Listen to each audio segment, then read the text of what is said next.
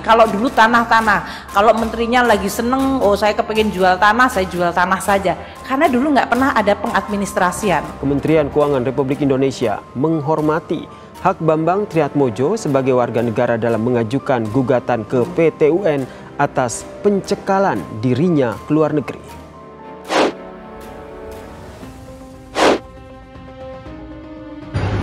Saya berharap Pak Bambang Triatmojo dapat melunasi piutang negara yang ada sehingga pencegahan dapat dicabut.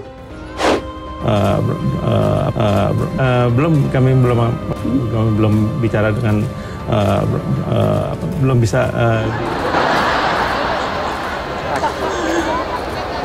Kita asal bangun, waktu Pak Harto 30 tahun bangun banyak sekali, nggak ada pembukuannya. Jadi waktu kemudian terjadi krisis, kemudian kita punya undang-undang keuangan negara dan perbendaharaan negara, kita baru mulai membangun neraca keuangan. Kementerian Keuangan mencatat adanya kenaikan pesat pada aset negara setelah diaudit Badan Pemeriksa Keuangan. Nilai aset negara ini dilaporkan naik 65% menjadi 10.467,53 triliun rupiah.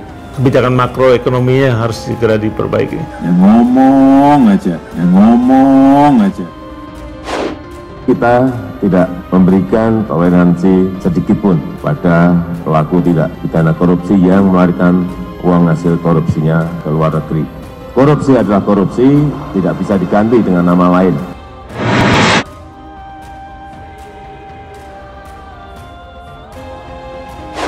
We are losing quite a lot of significant position, lokasi. Hanya karena dulu Republik ini nggak punya buku, nggak punya neraca. Saya mau tanya, zaman Pak Harto dan zaman Pak Jokowi enak mana Pak? Oh enak Pak Harto Mas. Sebabnya kenapa Pak? Sebab karena dulu istri saya masih cantik termuda. Ini. Saya ingin tegaskan bahwa pemerintah tidak main-main dalam soal akuntabilitas. Kalau ada niat untuk korupsi, ada mensrea, maka silahkan digigit dengan keras. Uang negara harus diselamatkan, kepercayaan rakyat harus terus kita jaga. This is what I call it revolusinya Indonesia. Tidak dengan mungkin berdarah-darah, tapi perubahan fundamental waktu Republik pertama kali membuat neraca. Sri Mulyani adalah sosok yang sangat berjasa dalam mengelola keuangan negara dengan luar biasa. Strateginya di dalam menjemput bola dan melakukan penabuhan genderang perang kepada keluarga cendana sangat kita apresiasi dan tertata. Tak tanggung-tanggung, Sri Kandi jagoan Jokowi memang terkenal bernyali garang. Sosok wanita yang didapuk menjadi Menteri Keuangan 2 periode ini terbukti bisa menaklukkan cendana. Padahal keluarga itu dikenal nekat hingga tak segan menghabisi nyawa orang yang berseberangan. Tapi di tangan Sri Mulyani, Tommy dibuat tak berdaya dan 1,2 triliun hartanya dirampas. Kini giliran Bambang yang tak lain adalah kakak Tommy Soeharto. Seperti dilansir dari cnbcindonesia.com, Menteri Keuangan Sri Mulyani menang melawan Bambang Triatmojo di Pengadilan Tata Usaha Negara atau PT UN Jakarta. Sebab majelis menyatakan gugatan Bambang tidak diterima. Amar putusan mengadili menyatakan gugatan penggugat tidak diterima. Demikian amar putusan PT UN Jakarta yang dikutip dari Sistem Informasi Penelusuran Perkara atau SIPP PT UN Jakarta, seperti dikutip dari Detik, Jumat 5 Maret 2021. Putusan itu dibacakan dalam sidang virtual pada Kamis 4 Maret kemarin. Duduk sebagai Ketua Majelis Diah Widyastuti dengan anggota Indah Mayasari dan Elviani. Tim hukum Bambang diketuai oleh mantan Ketua KPK Bushro Mukodas. Menghukum penggugat Bambang untuk membayar biaya perkara sebesar Rp429.000. Ujar majelis. Sebagaimana diketahui, Menkeu mencekal Bambang Triatmojo pada akhir 2019 lalu. Kemudian diperpanjang lagi pada Mei 2020 untuk 6 bulan ke depan, yaitu dengan menerbitkan SK nomor 108/KM6/2020 tentang penetapan perpanjangan pencegahan berpergian keluar wilayah Republik Indonesia terhadap Saudara Bambang Trihatmojo, Ketua Konsorsium Mitra Penyelenggara SEA Games 19 tahun 1997 dalam rangka kepengurusan piutang negara. Sebenarnya pencekalan pergi ke luar negeri ini mekanisme yang biasa diterapkan pada case serupa, kata Kepala Biro Komunikasi dan Layanan Informasi Kementerian Keuangan Rahayu Puspasari. Menurut Puspa, seseorang dicegah atau dicekal keluar wilayah Indonesia karena memiliki kewajiban yang belum diselesaikan.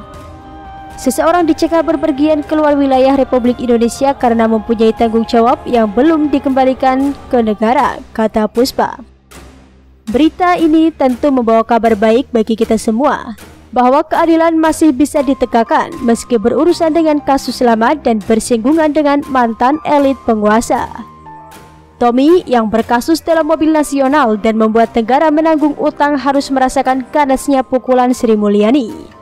Kini giliran sang kakak yang akan menerima pukulan serupa.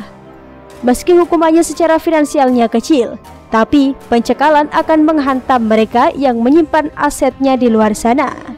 Dan sepertinya masih banyak kasus-kasus lama cendana yang harus diusut kembali. Kita berharap aksi bersih-bersih Sri Mulyani tidak berhenti sampai di sini, tapi juga mengambil alih aset-aset negara yang dikuasai Orba, termasuk yayasan-yayasan atas nama keluarga cendana dan harta yang berada di dalam maupun luar negeri. Konon kalau dirupiahkan jumlahnya sudah hampir 700-an triliun. Ini jelas bukan jumlah yang sedikit karena bisa menutup utang luar negeri bangsa ini. Meski Soeharto telah tiada, tapi harta hasil korupsinya bisa tetap diambil alih. Pemerintah bisa mengeluarkan aturan baru untuk mengusut aliran kekayaan dan mengembalikan kepada negara. Karena masih banyak pembangunan yang harus dilakukan untuk memajukan negeri ini, terutama pembangunan di luar Pulau Jawa yang baru benar-benar diutamakan saat era Jokowi. Tentunya kalau harta cendana bisa diamankan, hasilnya akan kembali lagi untuk hajat rakyat banyak. Aksi Sri Mulyani ini jelas bukan tanpa ambil resiko. Keberuntungan ibu ini menjadi kepercayaan Jokowi. Akhirnya dalam senyap, Jokowi dan para penggawanya perlahan bisa menyingkirkan musuh negara, mulai dari pembubaran Petral, pengambil alihan saham Freeport, Yayasan Super Semar dan MLA di Swiss. Ormas radikal HTI dan FPI yang kerap jadi tunggangan elit pun ikut digebuk dan pentolannya dipenjarakan. Tinggal menunggu waktu bagi kerajaan Cikeas dan Cendana setelah Rizik ditangkap. Jika pembuat onar di lapangan diamankan, akan lebih mudah untuk mencekal dalangnya. Maka para remaja yang sekarang nanti akan hidup tahun 2020 akan menjadi benteng untuk mempertahankan daripada kelangsungan hidup negara dan bangsa. Nggak tanya. So, kalau daripada para pemuda nanti kesengsem kepada produk yang murah baik, tapi hasil di luar negeri hancur daripada bangsanya. Ruwet. Masyarakat sekarang lebih banyak mengeluh dengan harga makin mahal, BBM naik setiap saat, listrik makin mahal.